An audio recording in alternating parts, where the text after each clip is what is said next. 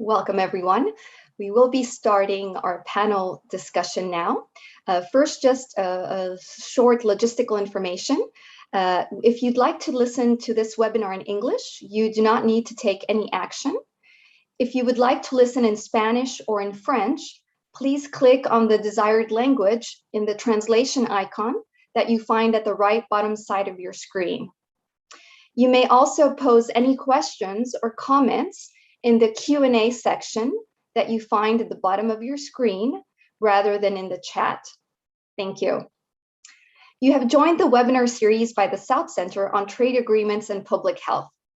Trade and investment agreements aim to expand trade and investment opportunities for partnering countries. However, these agreements can also constrain, reduce the ability of countries to enact policies and regulations to protect and promote public health, including to foster access to medicines and other medical products. The asymmetries among trading partners can often lead developing countries in more disadvantaged position in the FTA negotiations. This may lead to inclusion of rules that may unduly restrict their policy space or right to regulate, for example, by creating new obligations to adopt rules on intellectual property that may be beyond international agreed standards, or what we know as TRIPS+. Our first webinar explored the relationship of investment agreements and intellectual property and their impact on public health. This second webinar in this series will explore trends in free trade agreements involving the United States, the European Union, and China, and their impact on public health.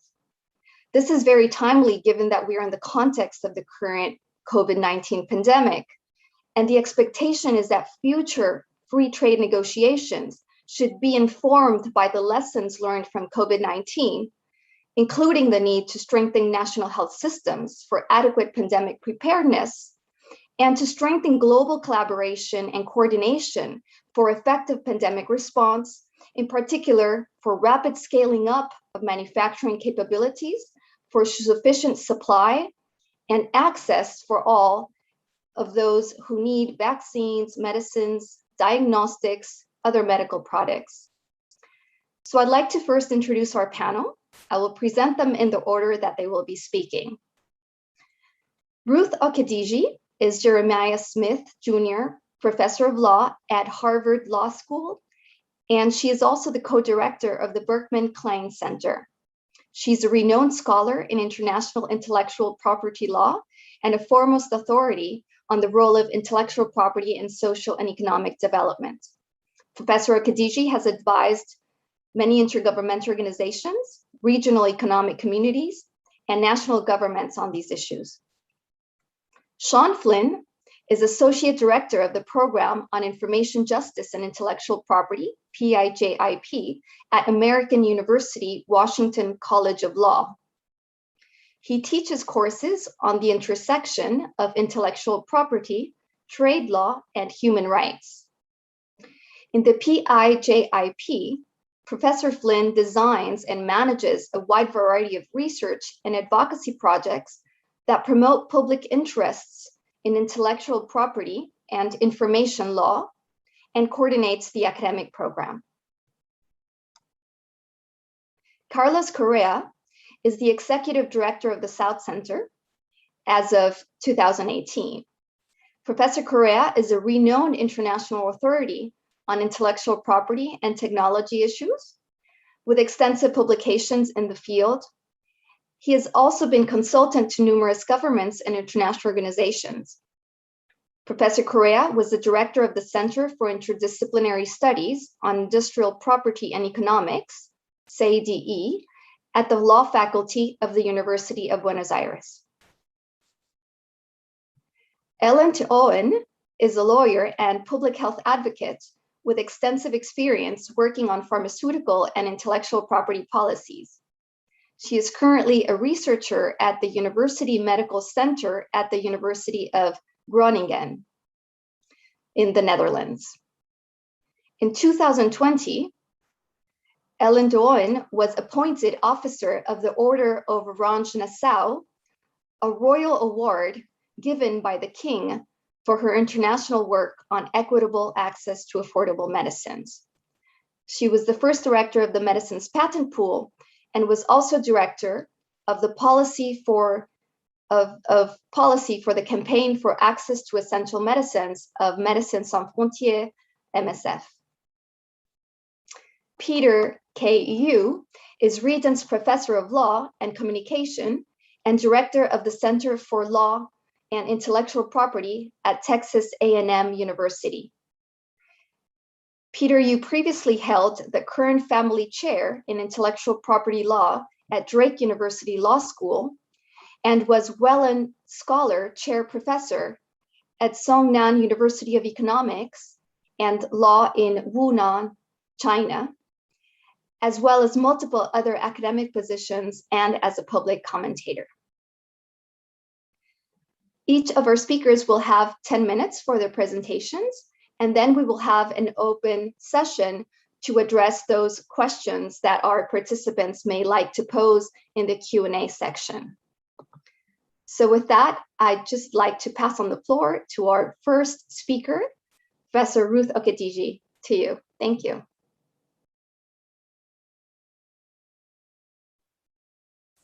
Thank you, Viviana, and to the South Center for the opportunity to make some brief remarks this morning, my time. Good evening to those of you in other time zones where it is in fact evening, including late afternoon in Geneva.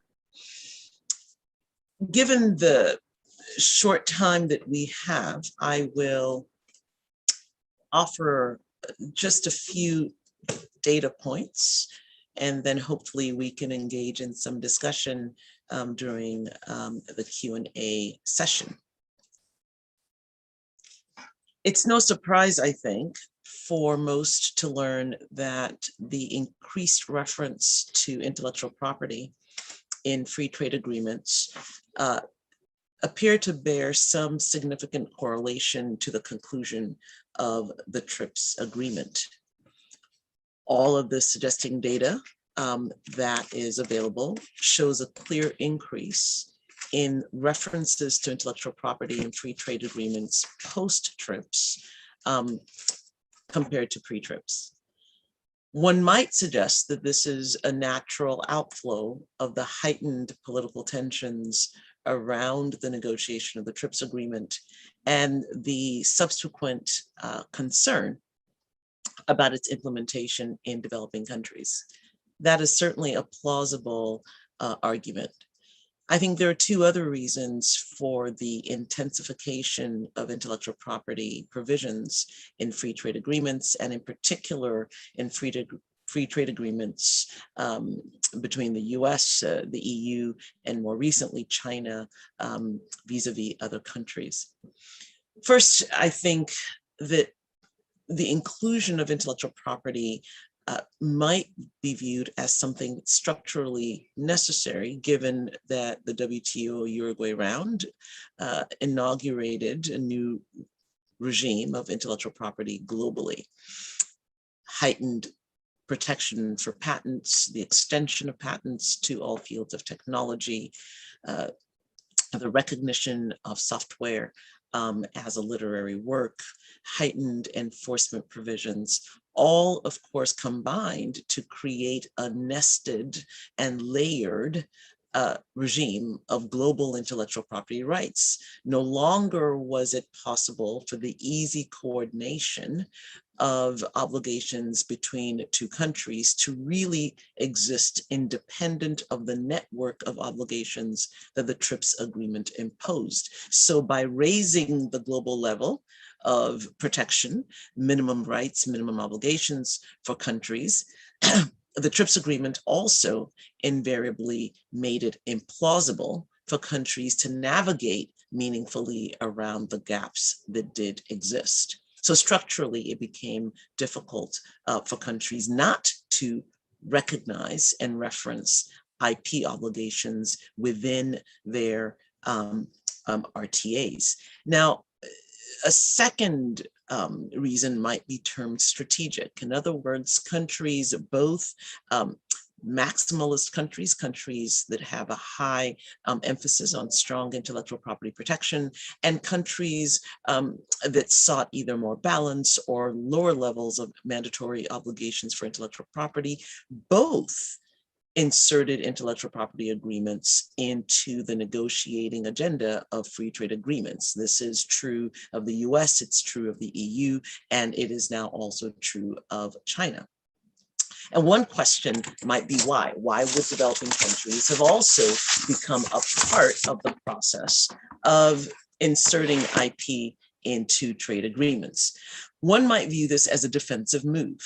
Many developing countries viewed the invariability of having intellectual property protection in free trade agreements as an opportunity to solidify and consolidate exceptions, flexibilities, and perhaps to maneuver around what Professor Jerry Reichman famously coined wiggle room, the wiggle room available in TRIPS. And so in a defensive posture, developing countries or even countries that had a more balanced approach to intellectual property also saw the incorporation of IP provisions in free trade agreements as necessary to maintain the wiggle room and the flexibilities that they would have, particularly with regard to public health.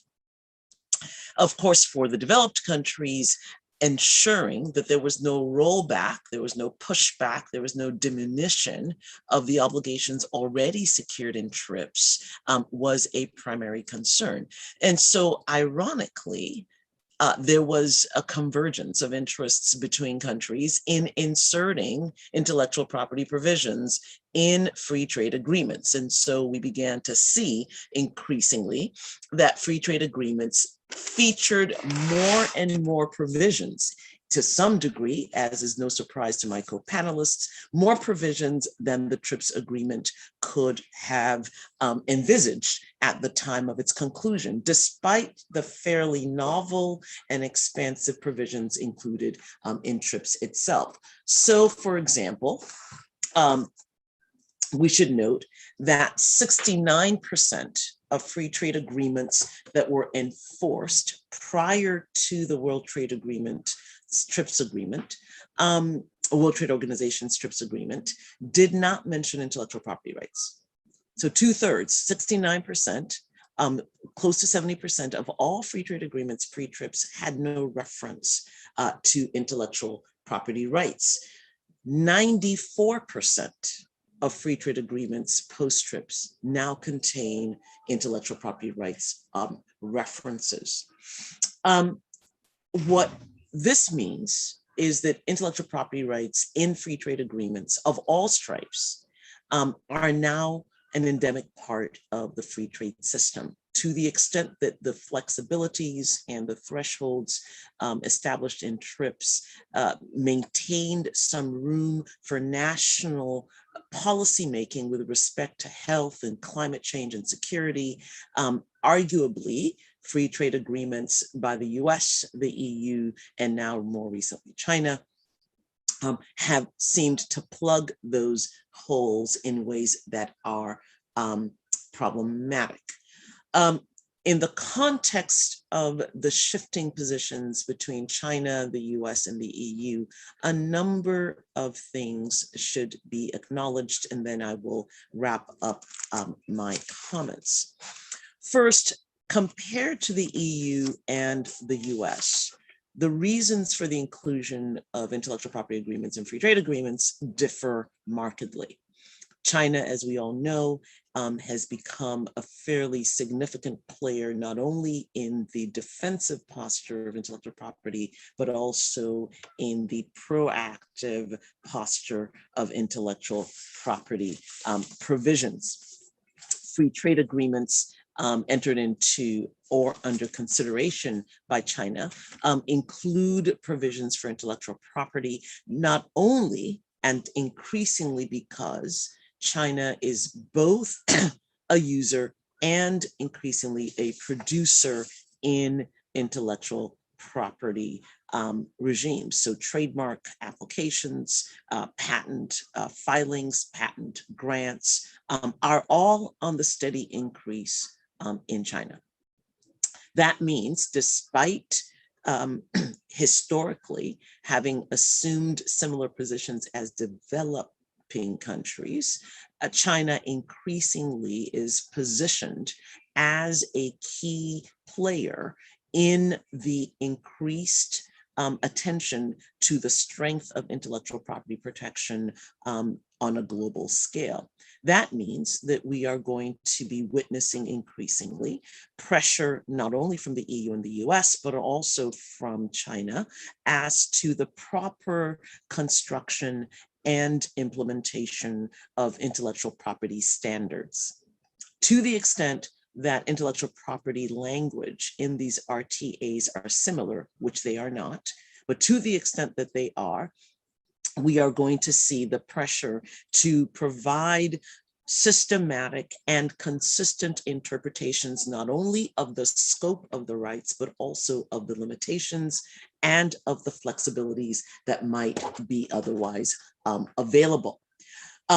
As the pharmaceutical sector remains an important part of the fight for global health, and particularly in the context of the COVID-19 pandemic, pharmaceutical IP issues will take front and center. Now, this is already in addition to the protection of trade secrets, which in the China Free Trade Agreements tends to take a very heightened level of priority, perhaps even more than the EU-US agreements. In other words, the appropriation, misappropriation, and protection of trade secrets, including both know-how as well as other forms of knowledge that are subject to trade secret protection, will increasingly be an area to focus on.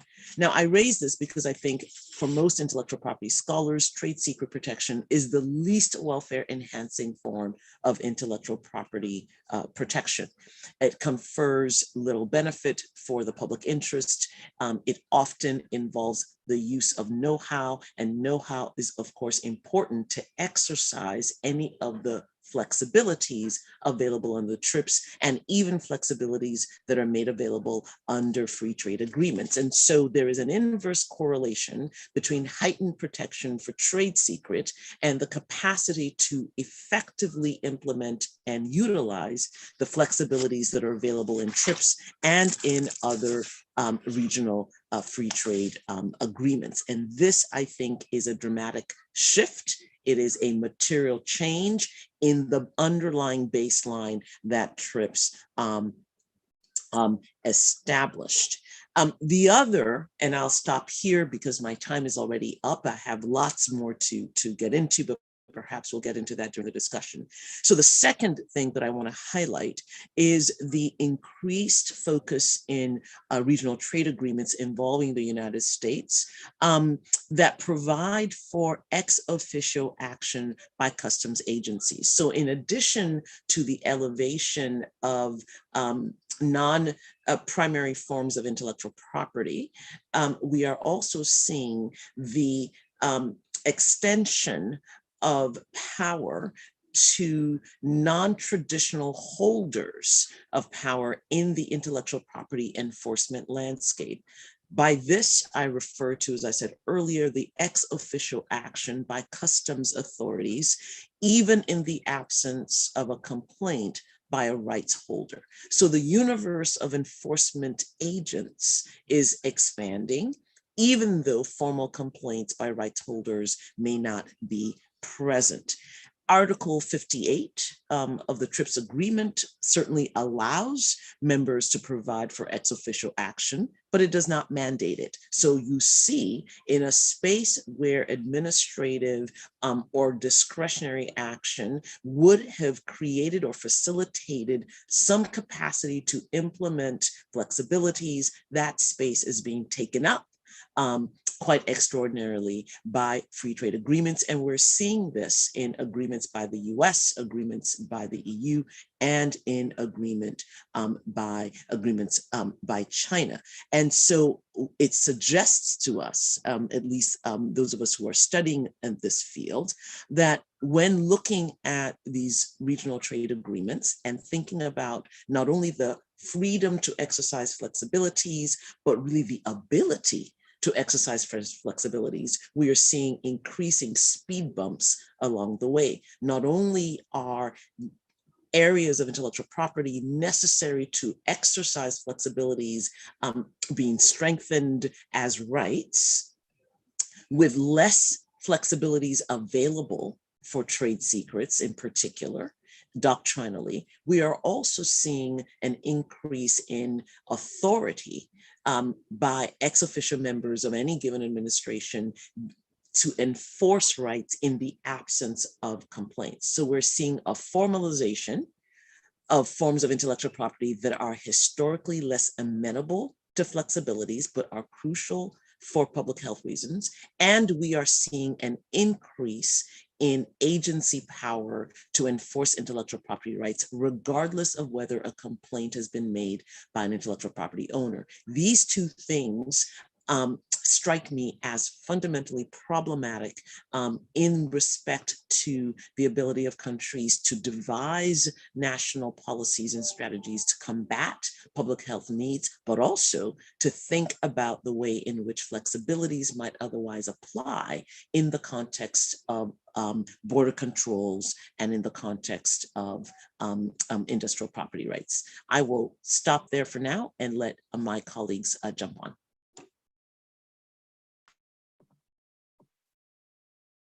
Thank you very much, Professor Okediji, for starting out our panel with this broad overview of trends, not only in US FTAs, but also with those with regards to China and EU. And as you mentioned, two core areas you highlight is introduction of trade secrets as new important subject matter covered.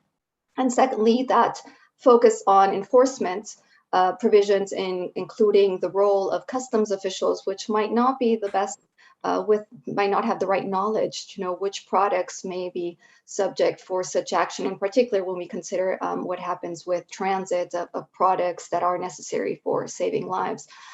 So thank you for starting it up on that. And now I will pass to Sean Flynn, who will tell us more about US context and trends. Sean, to you. Thank you. Thank you, Viviana and Carlos and all the South Center. It's always a pleasure and honor to speak in this forum, especially for the opportunity to be able to reach out to delegates and governments that have a real interest in this area.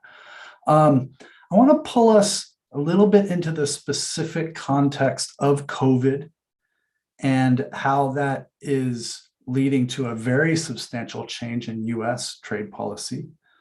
And then kind of end with a little bit of discussion of where that substantial change maybe hasn't gone far enough and some other places that countries could look for positive norms. So I'm going to whiz through some slides on this. Helps me organize my thoughts a little bit, and also give you some quotes from what I'm talking about. So I think probably most people are most familiar with the United States pretty dramatic shift between the last two administrations in regard to its support of the TRIPS waiver. So as I'm sure you know, the United States has supported the TRIPS waiver within the WTO in its public statements. That public statement is incredibly important to notice that it applies to all intellectual property needed for vaccines and treatments. And so it's not tied just to patents, as the public press would often have one believe, but it is more circumscribed than India and South Africa's original proposal, which applied as well to containment measures. And especially those containment measures that promote social distancing, for instance, would be one area where copyright would come very much into play, but is carved out at least from the US's support and from the latest version of the India and South Africa proposal. They revised their proposal and no longer seek to apply that to containment measures. So that's kind of where we are on the US position vis-a-vis the original proposal from India and South Africa. But what I want to cast a light on is how that change in trade policy appears to apply much further than just the TRIPS waiver. So if you look at the most recent Special 301 report, the Special 301 report for 2021, which was published after the TRIPS waiver proposal or position by the United States, you find a very stark change. And that is that all of the previous complaints about compulsory licensing by any country, of which there were 5 in 2020, and those same 5 are repeated all the way back to the Obama administration. So this isn't a change only from Trump to Biden, but a change from Biden to Biden. There are no more complaints about compulsory licenses in the 2021 Special 301 report.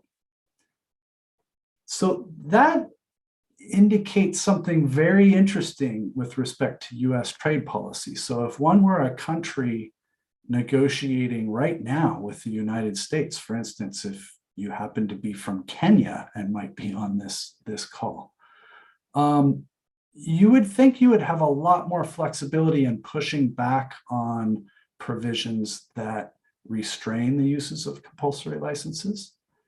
And perhaps even some of those issues that Ruth had pointed out are traditional items in the US template that have been long criticized as harming access to medicines concerns.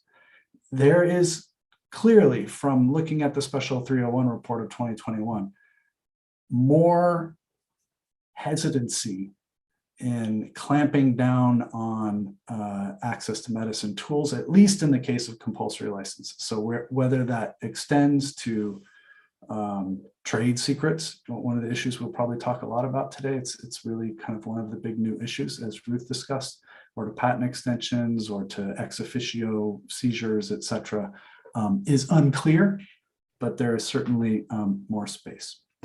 So we can see in the Special 301 report itself several statements supporting the rights within the Doha Declaration, for instance, expressly referring to cases of extreme urgency and the special flexibilities there, and the special flexibilities in Article 31 bis, which would allow the supply of countries without a supply in the domestic market. And all 3 of those statements are new to the 2021 Special 301 report, at least newly rephrased in some respects on the first one and new statements in the other 2.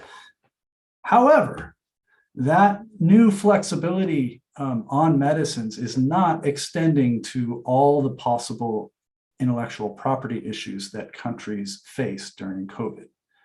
So there continue to be pretty much the same kind of criticisms, for instance, of countries that are seen as having insufficiently robust copyright rules, including in regards to scientific articles and educational texts, which are 2 big areas where COVID is seeing a lot of increased demand.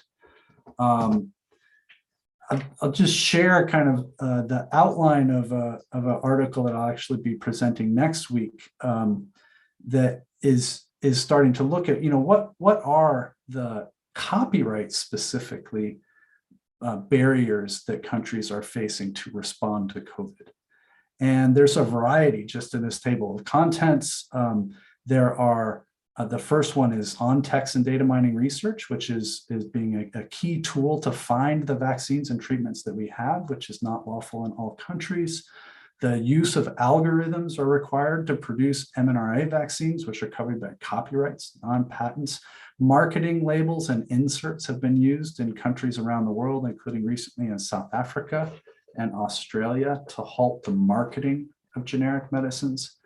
And then there's the containment and right to repair, So ventilators around the world are breaking down and copyright claims are being used to prevent the 3D printing of parts, for instance, or preventing the access of software that's needed to repair ventilators, and that's including problems in the United States. And then there's those containment measures. How do we ensure distance access to schools and libraries and materials without action on copyright, not just patents? So I think there's, these areas have not seen as much flexibility in the US response, but there are some avenues in which negotiators could find language that would promote the flexibility needed to respond to some of these problems. And you can find that in the most recent iteration is within the RCEP agreement, the language promoting balance in copyright, specifically for research and other issues, is an innovation that began with a US proposal in the Trans-Pacific Partnership. It was included without the United States in the Cptp, and a version of this language was recently included in a negotiation also without the United States in the RCEP agreement. And so that, I think, is the new frontier in promoting balance in copyright. And if one were negotiating a free trade agreement with the United States or even with another member now, I'd want to pay particular attention to those agreements and make a real choice about whether to include similar language in whatever agreement you're negotiating. And that, like the RCEP, mostly could be an agreement between non-US and non-European countries. So that kind of idea of standardizing limitations and exceptions could exist in a variety of agreements. So with that, I will follow Ruth and apologize for probably being over my time as well, and turn it over to you, Viviana, for the next speaker.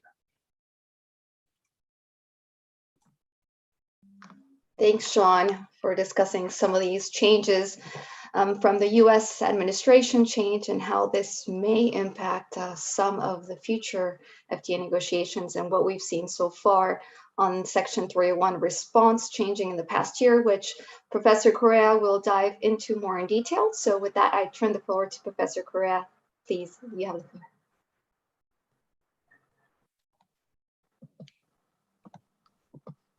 Okay, so well, thank you, Viviana.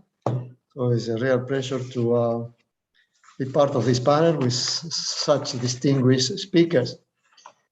Yeah, I intended to talk about the special section 301, and Professor Flynn has already made an excellent introduction to the subject.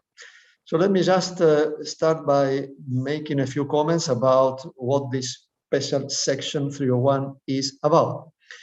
It was introduced in 1988 during the Reagan government.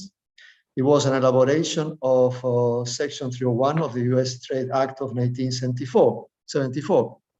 It actually authorizes the US government to investigate and take action in response to what is called certain foreign trade practices that may affect the United States interest. And then on the basis of these investigations, and the US government may decide to retaliate, to apply economic trade sanctions, which include the imposition of duties, the withdrawal of concessions, for instance, generalized system of preferences, or even to request compensation to the countries that are found to apply practices which are not those aligned with the United States interest.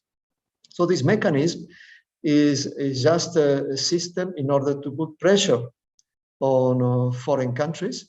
It is based just on the judgment of the United States about what the adequate practices are, in particular in the case of intellectual property. There is a reference to adequate and effective protection of intellectual property, but what the standards are defined solely by the US government. So the special report, which was already referred to, is organized on the basis of consultation that the USTR will conduct every year. So they receive a number of submissions. In particular, pharmaceutical industry is very active in making submissions. Then on the basis of the submission received, the USTR prepares this report on an annual basis. But importantly, when the TRIPS agreement was under negotiation, the system was used in order to put pressure on developing countries to accept such negotiation. As you may recall, developing countries initially rejected to negotiate in the context of Uruguay round an agreement on intellectual property. It was almost after 3 years that they finally accepted to do so. And one of the reasons for that acceptance was that a multilateral agreement on intellectual property would protect developing countries against the use of this unilateral action. But this was not the case. In fact, the dispute settlement understanding in Article 23, paragraph 2, prohibits unilateral action to redress WTO violations or infringement to the rules. But despite this, the United States continued to use Section 301, on the special Section 301, in order to pursue their own interest in the international scene. Interestingly, the European Union was the one who complained about the extensive use of Section 301. It actually started a formal complaint in WTO under the dispute settlement understanding against the United States, arguing that Section 301 to Section 310 of the US Trade Act were incompatible with the WTO rules. And certainly the panel that was set up found that incompatibility. The panel actually found that this section of the US Trade Act are incompatible with the WTO rules.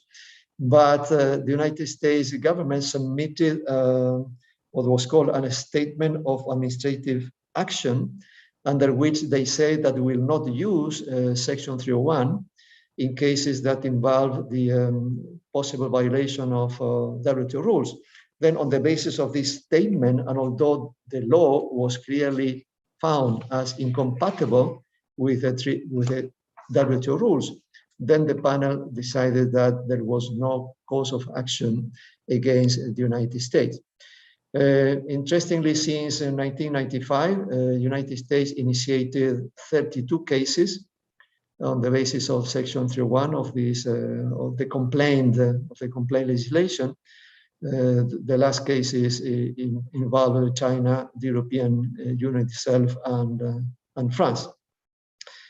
One of the ironies of the system in relation in particular to the special Section 301, which relates specifically to intellectual property, is that it states specifically, explicitly, that a foreign country may be subject to investigation and the threats under this special Section 301, even if this country is in compliance with the TRIPS agreement. So I read the provision of the Uruguay Round Act, which said a foreign country may be determined to deny adequate and effective protection of intellectual property rights, notwithstanding the fact that the foreign country may be in compliance with a specific obligation of the TRIPS. So this is a clear denial of the role that international law plays. Is a clear denial of the agreement that the international community made in relation to the minimum standards for protection. Clearly, this is in violation of the WTO rules.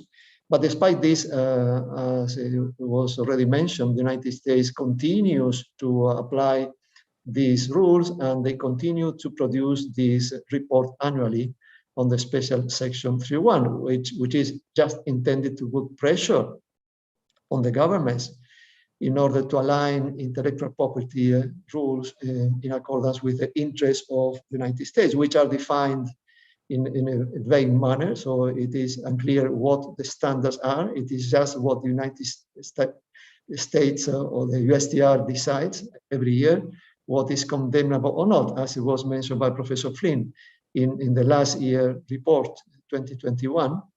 There is no condemnation of compulsory licensing, which was a prominent feature in the previous report. So it's up to the United States to consider when there isn't such an adequate and effective protection.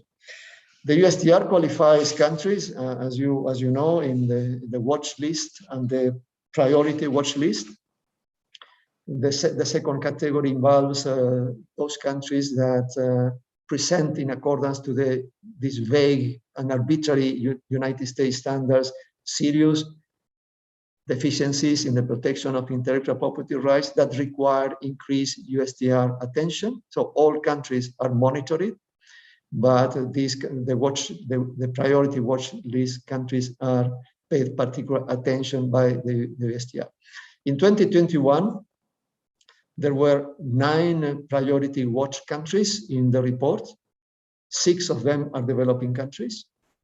And there are 23 watch list countries, which are not priority. Out of these 23, 17 are developing countries.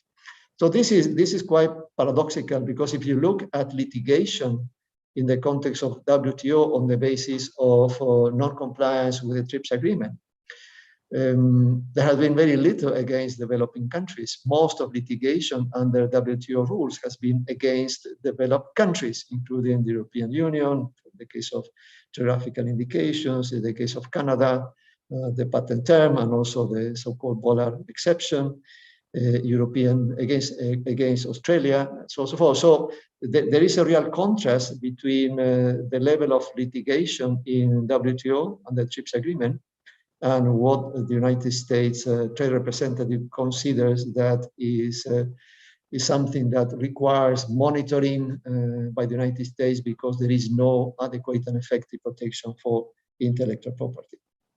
So let me just provide examples of the scope of interference by the USTR while preparing this report with the design and implementation of intellectual property rights. I will concentrate in the area of patents, although this interference applies also to the issue of data protection, which is still mentioned in relation to some countries in the last report, and certainly applies in other areas.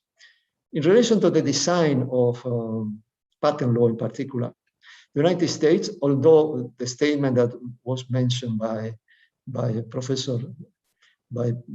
esteemed professor from American University, despite the statement about the special context of the Doha situation and the fact that the USTR recognizes that the Doha Declaration was adopted, and it is said by the USTR that they respect the policy space of countries to implement intellectual property policy. So despite all this, for instance, in the case of India, still the 2021 report considers that Section 3D of the patent law of India is not consistent with this adequate and effective protection standard. And as you know, Section 3D has played an important role in relation to the so-called evergreen patents, because it provides standards for the assessment of the patentability of pharmaceutical and chemical products, has played an important role. Interestingly, this provision has never been challenged before WTO as not being compatible with the TRIPS agreement. Another example is in relation to Indonesia. The 2021 report welcomes an amendment that was adopted in Indonesia in November 2020. There was the removal of manufacturing obligation that made the United States Trade Representative happy. But still, they are unhappy because Indonesia, in the reform of 2016, introduced a provision which is similar to the Section 3D of the Indian law. And then the USTR report considers that there is a problem with patentability criteria for incremental innovation. So they continue to put pressure on Indonesia to change the legislation. In relation to the implementation of patent laws, there are also many examples of the interference of the United States, the pressure they put on governments. One example relates to Argentina, which is a priority watch list country. The United States continues to challenge the guidelines for the examination of pharmaceutical patents in Argentina. These were adopted in 2012. And the application of these guidelines has a major impact in reducing the number of patents granted, which did not deserve to be granted because there is no inventive step or novelty or industrial applicability. Again, there has been no formal complaint by any member of WTO, arguing that the guidelines approved by Argentina and effectively applied since then are in contradiction with the TRIPS agreement. And this is an area which is crucial in the area of pharmaceuticals and biologicals, including vaccines. It is imperative for all countries to apply the standards of patentability in a way that prevents the grant of patents on formulations, polymorphs, on isomers and derivatives, which do not actually entail any real innovation. So it's still, the USTR is not complying about compulsory licensing. That's fine, but they continue to attack policies that are applied in order to ensure that the patent system does not create obstacles for access to medicines. And one key flexibility is the way in which the patentability standards are defined and applied. Another example of interference relates to many references to the procedures for the examination of patents. So there are many references about the backlogs that some patent offices may have. In some cases, patent officers praise, for instance, the Patent Office of Chile because of improvement in relation to the backlog, the examination of patent applications. There was an old issue about supplemental data in China, so they continue to put pressure in order to address this issue, and this is again referred to. So the interference is not just about the design of law, it's not about implementation of criteria, but it goes into many details that relate to the procedures. In the case of India, for instance, the USTR report argues against the use of the pre-grant and post-grant opposition, which is critical in order to ensure the quality of the patents, to ensure that patents are granted when there is justification to do that in terms of the compliance with the requirements of patentability. Similarly, there are many references to enforcement issues by the courts. For instance, in relation to China, which has actually developed an intellectual property system. We have an intervention by Professor Yu in a few minutes on this. Has expanded the protection and improved in many ways intellectual property protection, but still in the USTR report there is a criticism about obstacles to patent enforcement, which are these criticisms are clearly unsubstantiated. So let me just add to finish that the South Center has published recently a couple of documents on this. One is a document I authored in relation to the previous report, the 2020 report by the USTR. I also focus on the analysis of patent-related comments by the USTR. And there is another interesting paper, the Policy Brief 83 by Fabiana Jorge. The title itself is very telling about the content. The title says, United States, an obsolete trade practice undermines access to the most expensive drugs at more affordable prices. So there is analysis also of this obsolete practice by the USTR on the basis of this mechanism, which, as I did mention, is illegal under the WTO rules, and hopefully it will at one point be lifted. Well, thank you very much, Viviana, again. Thank you, Professor Correa. Now we move from the US context to the European Union. So with that, I'd like to give the floor to Ellen, who will also tell us about interesting developments in EU and how this might affect FTAs. Ellen, to you, thank you. Thank you, Viviana. And first of all, thank you very much for inviting me. I'm always a little intimidated to speak at a South Center seminar, because most of what I know about IP, I've actually learned from Professor Correa. So thanks for this opportunity. I have a few slides, which I will share my screen. Let me just do that now. Can you see my screen? So we can see your screen. Okay, thank you. I thought it would be useful for this discussion to just give you a brief overview of relevant domestic developments, so developments within the European Union in relation to pharmaceuticals and intellectual property. Now, if you look at the European Union's negotiating objective on IP in bilateral trade agreements, the publicly stated objective is to ensure that comprehensive IPR chapters in those trade agreements offer similar levels of protection to that of the European Union. It further states that the EU will take the development level of the negotiating partner into account. That was actually added after quite some debate in the European Parliament about these objectives and the consequences for access to medicines of these free trade agreements the European Commission negotiates on behalf of all of us, the EU citizens.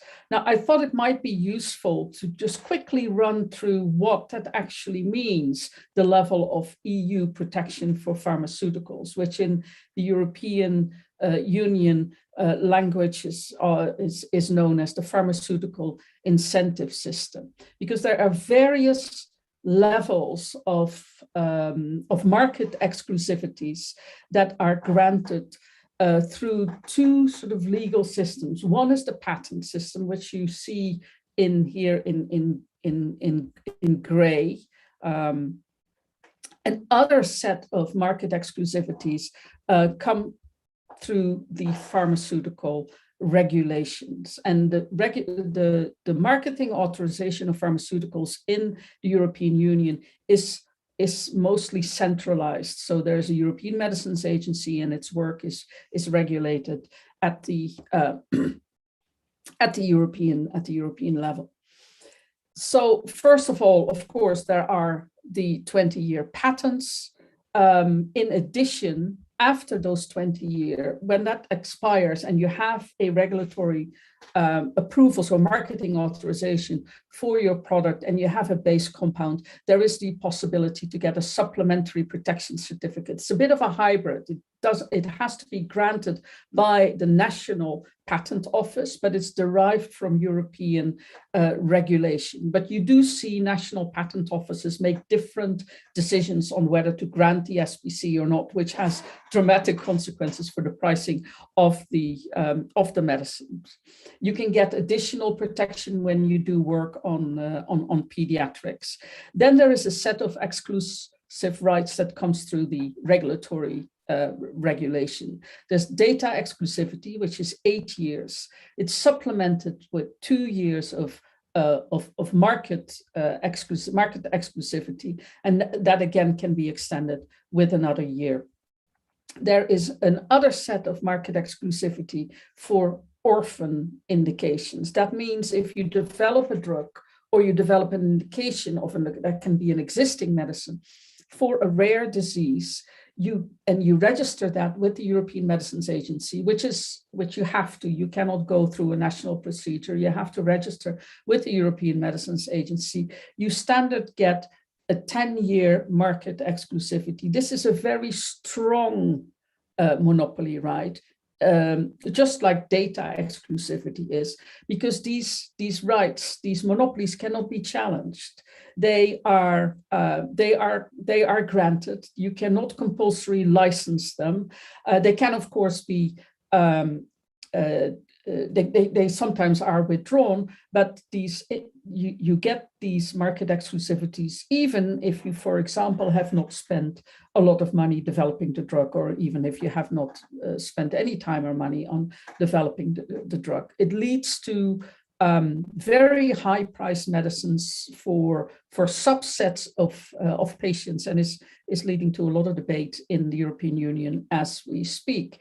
These market exclusivities for orphan drugs can be stacked, so you can get multiple indications and multiple sets of market exclusivities. even on very old compounds. This does not have to be a new chemical entity. So you can get this 10-year exclusivity for a drug that is possibly 50 years old, for example. Patent linkage is not a feature of the EU system. The European Commission has clarified in 2009, when it did the pharmaceutical review, that patent linkage is unlawful under European Union law. So I thought I should put that out there, because this is an issue that you often see come back in trade agreements, but in EU trade agreements that should not happen. Now, this system of pharmaceutical incentives, which is driven by the objective of stimulating research and development and offering perks to the European pharmaceutical industry to help that industry further develop, is over the years, it has become very generous. It is the most generous exclusivity system that exists in the world, but over the years it is creating more and more problems for European health systems, and particularly for the budgets of these health systems. In 2006, the European Union Council decided to do a review of these pharmaceutical incentive systems with the objective to bring more balance in the EU system. This review is ongoing. A number of studies have been commissioned. Some of these studies have been published, and preliminary findings point out the generosity of the system, but also the failure of it to meet its objectives. Because of course, these perks that are given to the industry are not only for the European industry. Most of the supplementary protection certificates, for example, are granted to multinationals that originate in the United States. So there's a lot of debate about this. There's a lot of discussion about it, and revision of pharmaceutical regulation is expected. One topic that is more and more coming up is the issue of data exclusivity, and it's the fact that the EU's data exclusivity regime actually puts up barriers to effective use of compulsory licensing by EU member states. There's no such thing as an EU-wide compulsory license. But if a country wants to grant a compulsory license, it is very difficult to give it an effect, because the generic competitor that would go to market as a result of the compulsory license cannot be registered in the European Union until that set of exclusive rights granted through the medicines system runs out. And that is becoming more and more of a hot topic. And here is also the link with with COVID, of course, because some of the member states have sharpened their compulsory licensing regulation to be able to swiftly use compulsory licensing should it be necessary in the context of COVID-19. But the data exclusivity and the lack of a data exclusivity waiver at the EU level for domestic use is a problem. The European Union does have a waiver of data exclusivity when the compulsory license is granted for export. So the EU implementation of the paragraph 6 of the Doha Declaration, or Article 31b, so to speak. But that same waiver, such a waiver, does not exist for domestic purposes. The European Parliament has expressed on a number of occasions concerns about the TRIPS Plus demands of the European Commission in trade talks. It has adopted a series of resolutions, and those of you who are involved in negotiations or inform your government on these negotiations, it might be useful to have access to these resolutions, also to demonstrate that actually the public isn't entirely content with what is happening. The Commission has responded to those. There is now sort of standard language in proposed trade agreements that talks about the protection of the Doha Declaration, and full implementation should be necessary. But often these sort of boilerplate texts are then followed by demands for data exclusivity, changes in data exclusivity or creation of data exclusivity regulation, which of course is not something required by the TRIPS agreement. There's a specific resolution resolution on the India negotiations, which draws attention to the fact that India plays such an important role in providing medicines throughout the developing world. And as a result, the Commission has dropped its demand for data exclusivity expansion in those talks at the time. Fairly quickly, EU and COVID-19 has led to renewed interest, as I mentioned earlier, in compulsory licensing at the national level. But I think we were collectively somewhat surprised to see the European Commission embrace compulsory licensing in its submissions to the TRIPS Council. This is in the context of the discussions around the TRIPS waiver proposal by South Africa and India, where the Commission all of a sudden says, no, we don't need this TRIPS waiver because we support compulsory licensing. You should use compulsory licensing. Well, the Commission has a very long history of rejecting that. The EU supports the LDC exemption, but the EU rejects the TRIPS waiver proposal. But it's important to note that European member states are divided. This is a position that is put forward by DG Trade in Geneva at the WTO, but different European countries have actually individually expressed support for the TRIPS waiver. So we don't know how that is going to play out. So in conclusion, Commission response to pressure and pushback, the high levels of IP posing a problem at home in the European Union, which has led to a review of the system and will likely lead to changes in the regulation. So that is an area very much in movement.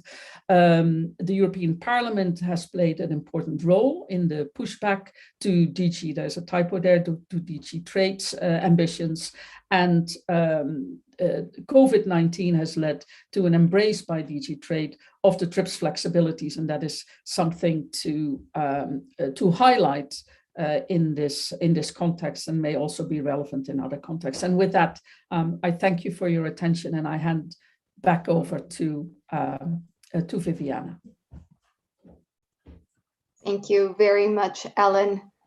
So we saw in EU context, the comprehensive goals and FTAs, but also the positions at international relations, which might also give a glimpse of hope that the compulsory license system might be amended, or there's ideas for improvement of what there is currently on provisions of the agreement on trade-related aspects of intellectual property rights in the WTO. So with that, we move to Peter Yu, who will then take us to another big player on the FTAs, which is China. Thank you, Peter, and please, I hand over to you. Thank you, Viviana. So our discussion with respect to China is somewhat different from what we have with respect to the US and the EU. So as a number of panelists, as well as Viviana mentioned, there have been a lot of the FTAs that have been signed by China. But at the same time, when you look at the FTAs that have been signed, they usually do not include a lot of IP provisions. So one could argue that a lot of those agreements have been signed long ago. But if you look at the latest one, so one example is Mauritius, that was signed in 2019. There are only 5 articles in the IP section. And if you go back to Georgia, that was signed in 2017, there were only 18 articles. And I think it's a very good illustration by looking at the outset negotiations. And so based on the early reports, there have been 4 proposals from the different participants, Japan, South Korea, ASEAN, and India. And those are 4 proposals. And China has not floated any proposal for the outset negotiations. If you go more specifically to the different provisions based on the leaked draft that's been released on the internet, you can see that China has been opposing a lot of the provisions that are within the outset negotiation with respect to patent term extension, with respect to test data protection, with respect to new plant variety. And the closest one you can get is at the very bottom, is with respect to the disclosure requirement with respect to genetic resources. And that was proposed by China, but at the same time, that was built on the 10-paragraph proposal on TK and TC submitted by India, as well as the joint proposal with ASEAN with respect to genetic resources. And so just based on the slide from here, you can see that China is actually not a determiner with respect to the outside negotiations IP chapter, even though China played a very important role with respect to OUSEP. There's been some developments with respect to the Belt and Road Initiative, which used to be called One Belt, One Road. And so that involves over 60 countries spread across Eurasia.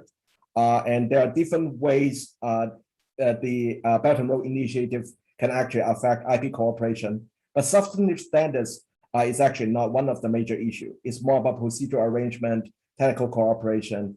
And I think a very big issue is about how the Chinese IP office is going to engage with other members within the Belt and Road Initiative.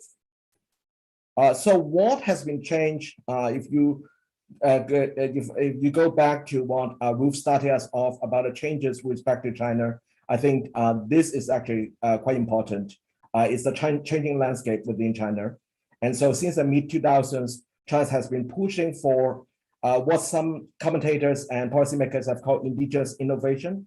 And I think independent innovation is actually a better word because it doesn't have to be homegrown. The innovation can be acquired, such as by mergers and acquisition, buying up companies, as long as it's independent, not controlled by foreign countries, that will actually qualify with respect to the discussion of independent innovation. And I think we've mentioned that China has now been very active in the international patent system. And so based on latest statistics from WIPO, China is #1 with respect to PCT applications. Now you can debate as to the numbers, but even if China is within top 5, within top 10, that is still a game changer with respect to the IP landscape, especially when you compare it to the early days of IP developments in China. The Global Innovation Index that's been just released recently, China has moved up from #14 in the past 2 years to #12. And so that also signifies how China is actually getting more and more active in the area of both innovation and intellectual property. Since I'm following Alan, what I want to do is to actually focus more on pharmaceutical landscape. And there have been a lot of exciting developments within China. And so China has been very active in pushing for more development with respect to biotech and pharmaceuticals.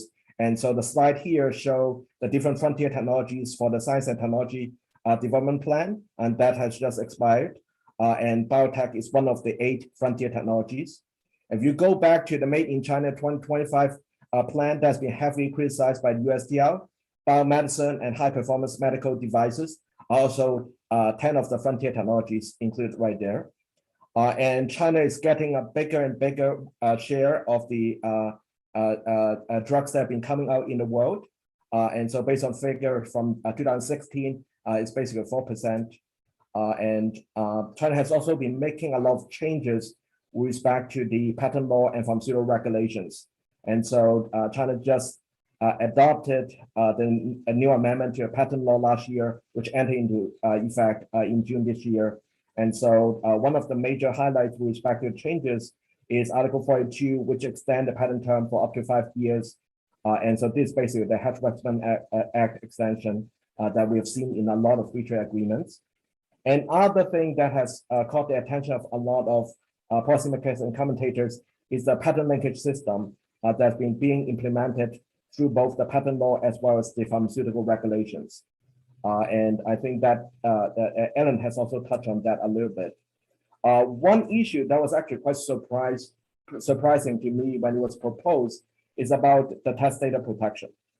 So China has included provisional measures with respect to test data for both innovative drugs as well as biologics. So the part about innovative drugs about 6 years, which is higher than what most other countries have, is actually not that surprising, in part because of the WTO plus commitment China has agreed to when China joined the WTO. But what is surprising for me is China is actually pushing for 12 years of protection for biologics. And so if you look at the slide right here, the position that China is taking with respect to test data protection for biologics is actually the same as the US and it's higher than the TRIPS agreement, the TPP, and USMCA, right? And so I think that is going to be quite interesting in terms of where China is going to stand with respect to a lot of those issues. If you want to go a little bit further to look at the healthcare AI patent applications, 2 years ago, the Global Innovation Index actually include a number of chapters talking about AI developments, and one of them is about the medical innovation. And so you can see on the right-hand side, China is now number 2 in terms of the healthcare AI patent applications.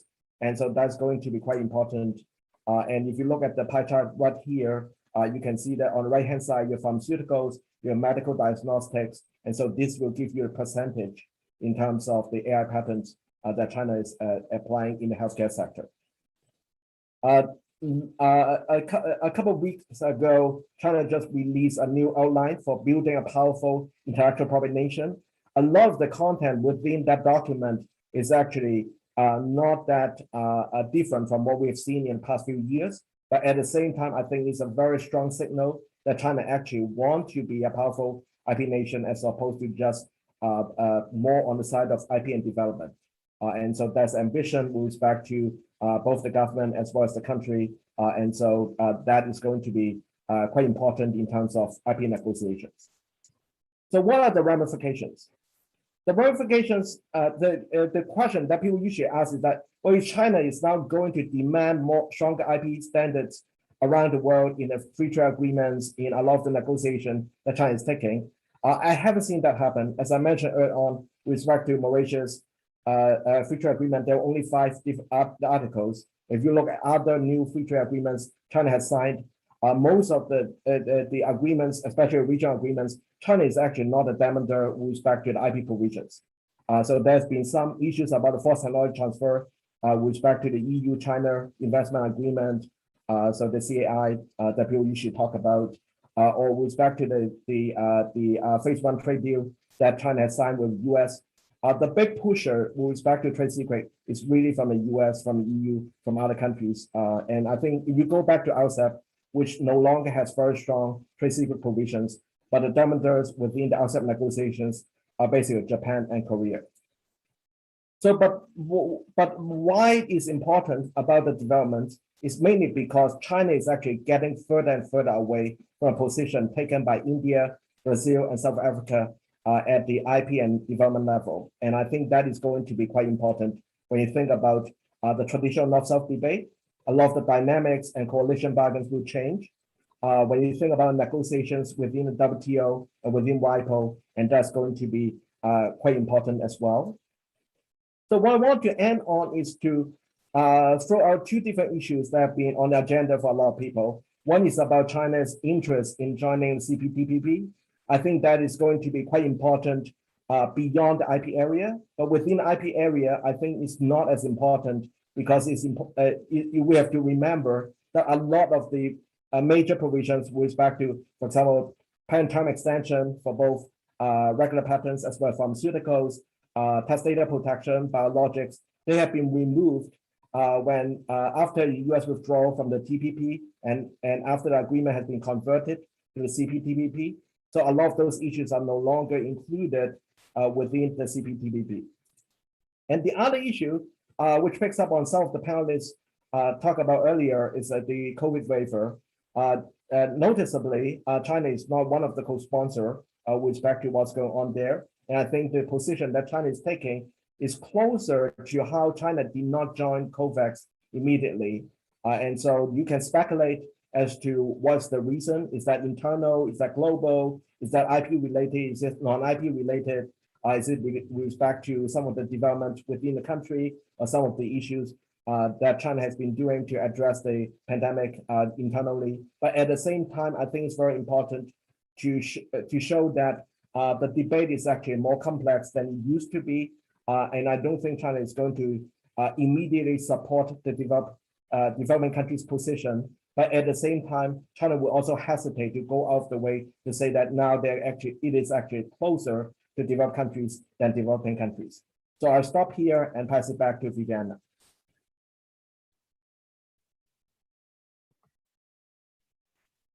Thank you, Peter, for those great insights as well of what's happening and changing in the environment on intellectual property policy and regulation in China. So with that, to note to our participants, we have finalized the panel. So you do have a very special and rare opportunity to ask questions to some of the excellent expert speakers we had today. So I take note that we have 2 current questions in the Q&A for answering these live. And please feel free to continue to post in the Q&A any questions you'd like to answer.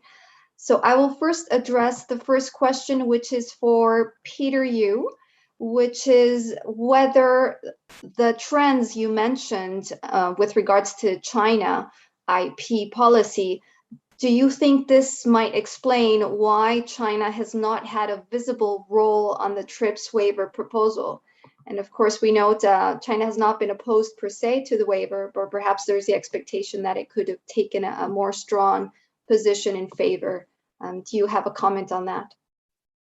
I think there are a lot of reasons why China hesitated to join the waiver. There's still been a lot of ongoing negotiations and WTO dispute with respect to the US and EU. I think the forced technology transfer dispute is still ongoing. And so I don't think China is going to go off the way to put itself at the forefront. I think there's no major benefit with respect to jumping on the bandwagon to actually be on the front line with respect to the waiver, because I think so far China is not opposing with respect to what's going on there. And China has also been sending a lot of vaccines to other countries. And I think there has been an internal strategy of how they want to do vaccine diplomacy as opposed to using the waiver as one of the strategies. I think that might change if China wants to use that as part of the part of the strategy to actually achieve what they want to do with respect to vaccine diplomacy. But at the same time, it's also very hard to reconcile the push internally about how China needs to be a strong IP country and offer stronger protection. And the rhetoric just doesn't work very well internally. Thank you. We also have another question with regards to what is considered innovative in terms of new drugs and therapeutics. So this is in the Chinese context again. Has there been any sort of specification or source of what is being considered as innovative drugs or therapeutics that might be targeted in particular? I think you pointed to the area of biologicals of already being clearly one of the priorities, but could you complement if you have any other information to provide of what is being considered as key priorities in drugs and therapeutics? Peter. So I think the question is more about the word innovative. And I think we do not necessarily, at least I have not seen from the outside as an academic, how innovative has been defined. And my sense is that innovative is basically included to encourage people to be more innovative. And so there have been a lot of editors, when I send out some of my publications, they try to remove the word innovative because most drugs that is patentable is by standard, by definition, innovative. And so I think the issue is more about the terminology that's been used internally, as opposed to trying to make a distinction about what's innovative and what's not innovative. But at the same time, I think if we run into a situation where we find that a lot of the standards, a lot of the drugs that have been being considered are actually not innovative, whether they are going to actually develop a standard closer to some of the provisions that have been developed by other countries, including, for example, in India with respect to Section 3D. I don't know, but at this point, I don't see that happening. Thank you. There's a question for Professor Correa. In the Latin American context, if you have some suggestions about what would be the right approach in terms of patents with regards to ensuring access to vaccines. Bien, dado que la pregunta está en español, voy a responder en español.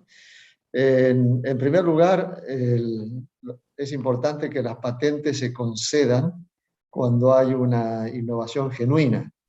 Lo que ha pasado en muchos sistemas de patentes es que ha habido una gran desviación hacia la concesión de la protección, que implica un monopolio legal de una duración extensa, respecto de desarrollos que no reúnen los requisitos de altura inventiva, novedad o de aplicación industrial. Entonces, el primer paso que debe tomarse en América Latina es aplicar estos criterios de patentabilidad de manera rigurosa, es decir, que se conceda esta excepción tan importante al principio de libre circulación del conocimiento. El conocimiento, en definitiva, es un bien público, que se consideran las patentes que extraen del dominio público el conocimiento cuando hay una verdadera innovación, una contribución al pool tecnológico. Esa es la primera medida. La segunda, que está relacionada con esta, es también hacer uso de las flexibilidades que el acuerdo ADPIC o TRIPS permite en diversas áreas, como son excepciones a los derechos exclusivos para investigación, las importaciones paralelas. Es decir, hay que amoldar el sistema de patentes de manera que sirva los intereses públicos, en particular en lo que se refiere al acceso a medicamentos y vacunas. Esto es posible hacerlo en el marco actual. En algunos casos los países deberían revisar su legislación, los tribunales aplicarlas de manera rigurosa, de forma tal que haya una mayor compatibilidad entre el interés de preservar y proteger la salud y la protección de la propiedad intelectual. Thank you, Professor Correa. Just like to note for the translation, when it's Spanish to English, we could hear 2 translators at the time. So just to note for subsequent translation if it's in Spanish. Thank you. There is another question, I think it could be up to whoever would like to reply, with regards to how could potentially developing countries deal between the clash of the FTA obligations that are contrary to the TRIPS flexibilities. So some of these would clearly be the TRIPS plus obligations. Are there, I think Professor Correa has already enumerated a number of options that are still available, but when these countries have already adopted TRIPS plus flexibilities, how much policy space do you have ideas of how they could address this? And for example, the waiver proposal, would that be a way to get around these TRIPS plus provision in FTAs, or is that per se a challenge? Who would like to address this question? Well, I may start, Viviana, if you allow me. Well, this is an important issue, because if a waiver is adopted at the WTO, as we expect or hope, then the implementation of the waiver may face a situation in which there is no obligation to comply with obligations in relation to patent protection or test data protection under WTO rules. But still a country may be subject to obligations under a free trade agreement, which, as we know in the chapters on intellectual property, just consider reproduced in general the provisional TRIPS agreements, and then they add some provisions which are called TRIPS plus. This issue has been addressed in a paper that was written by 2 colleagues and my 2 colleagues here at the South Center and myself, in which we address specifically this problem. In some of the recent free trade agreements, interestingly, there is a provision indicating that if a waiver were adopted in the context of the WTO, then the parties to the free trade agreement will consult immediately in order to introduce the necessary amendments. For instance, this is the case of the recent agreement, of the more recent agreement between the United States and Mexico and Canada. In the case that this provision is not there, so the stop-and doctrine may be invoked, because if a waiver is accepted by the members of WTO, it will not be reasonable that it will oppose to the use of intellectual property in the context of free trade agreements.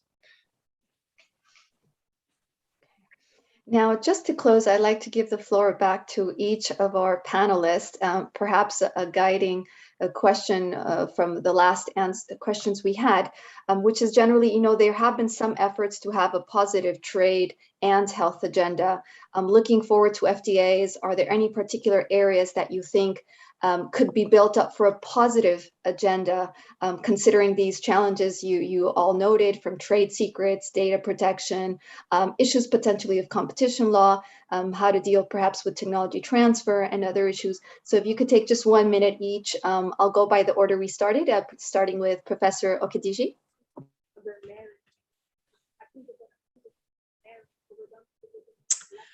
Thank you so much. I've learned a lot, and this has been really rich. I love just being with this set of panelists. I think I would say that we are again at a point in which there are concerns about the capacity of countries to exercise any kind of flexibilities given the diversity of both change and the diversity of ways to minimize the impact of flexibilities.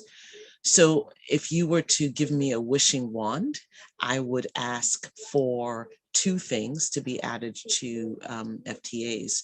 One, a transparency mechanism, a way in which countries are able or required as part of the FTA design to self-report on activities that limit or hinder the capacity to exercise flexibilities. I would also want that mechanism to include the commitments of the developing countries to exercise those flexibilities. So in a pragmatic world, I think accountability mechanisms and transparency mechanisms tend to be hard to resist, but they could be meaningful enforcement pathways for countries choosing to exercise their TRIPS flexibilities and other flexibilities within patent law. The converse of that, of course, is to have a way in which we deal with patents and intellectual property broadly with relation to health differently than we do intellectual property writ large. Part of the challenge that we face in these trade agreements is that often the presumptions and the models of IP are simply transferred wholesale to an area that is not, in fact, properly aligned, nor in terms of welfare, the best for purposes of maintaining balance. The tension remains rich, and I think that there are ways in which free trade agreements need to reconceive the IP public health interface so that there are clear-cut commitments to the limits of intellectual property rights, particularly when nations have self-defined that there's a national health crisis that requires mitigation of those rights. So those would be my 2 wish list items. Thank you, Professor Okediji. Sean, Flynn, to you. Great, thank you for that. So I'll follow with 2 of my own. So the first one follows from Ruth's opening talk, where she talked about the increasing pull of FTAs and international trade into trade secrets.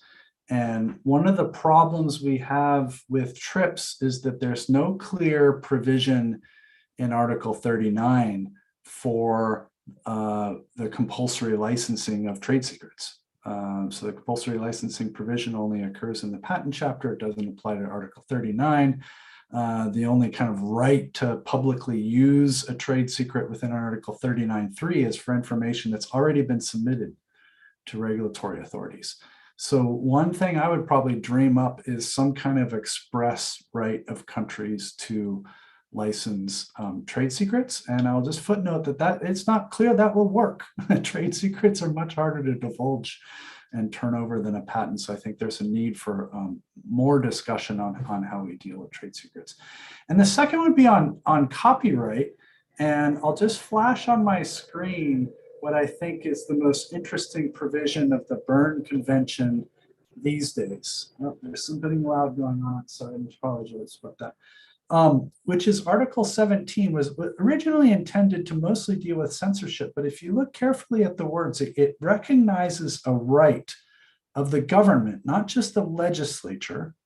So it seems to envision administrative action to permit the circulation, presentation, or exhibition of any work that the government finds necessary. So this to me looks like the most useful potential language for an emergency exception in a trade agreement. It could be applied to all forms of intellectual property, not just copyright, for instance, which would give the government just a general backstop emergency authority to authorize the use of intellectual property where it needs to.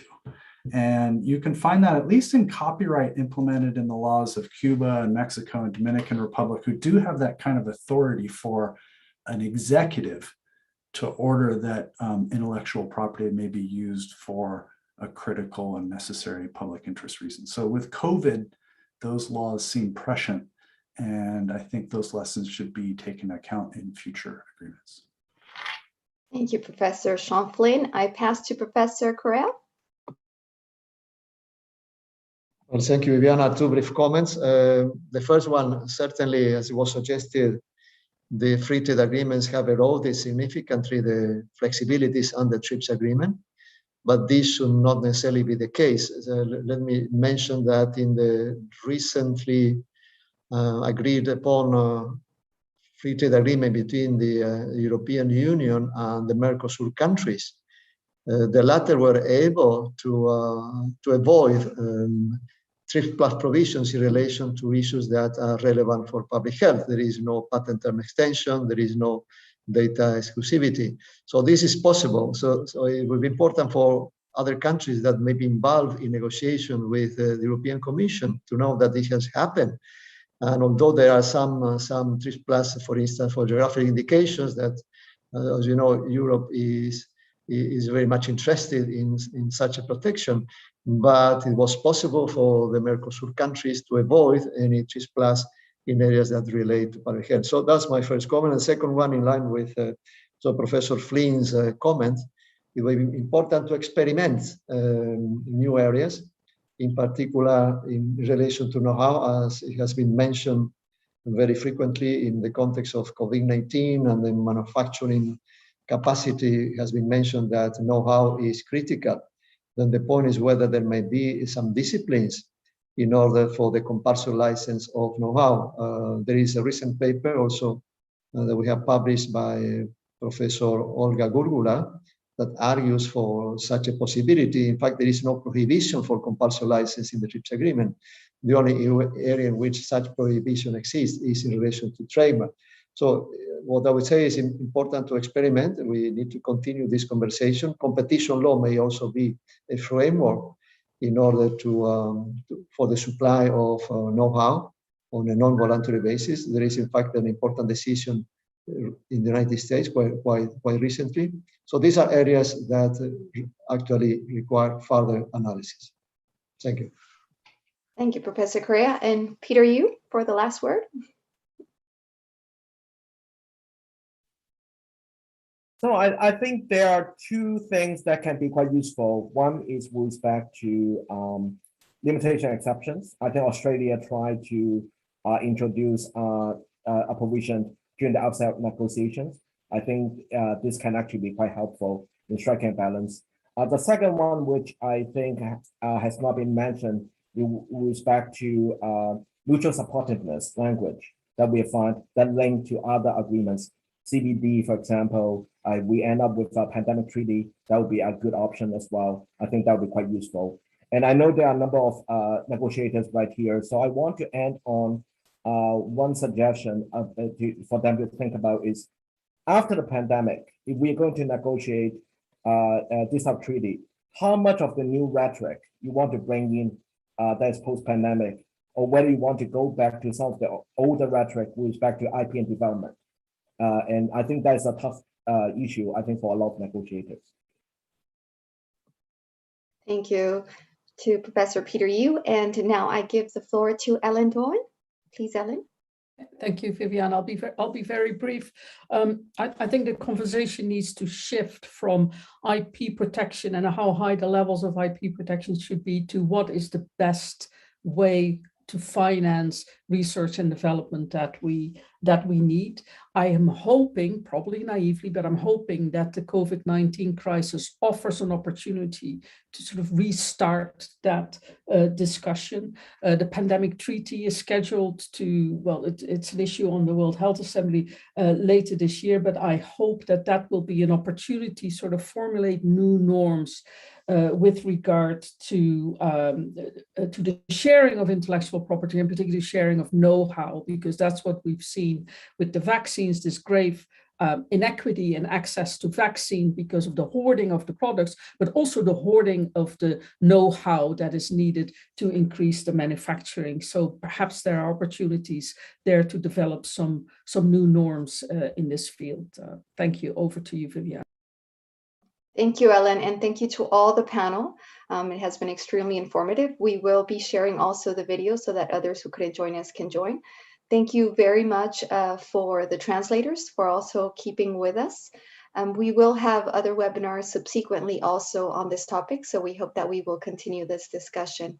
And perhaps just to end on the note that, of course, South-South cooperation is extremely important in this area, and that can be an important avenue as well to deal with some of these pressures against use of TRIPS flexibilities, trying to seek more agreement towards the temporary waiver of provisions of intellectual property to assist in pandemic circumstances. And of course, South Center will continue to do what it can to promote that South-South cooperation. So thank you all very much. Have a good day.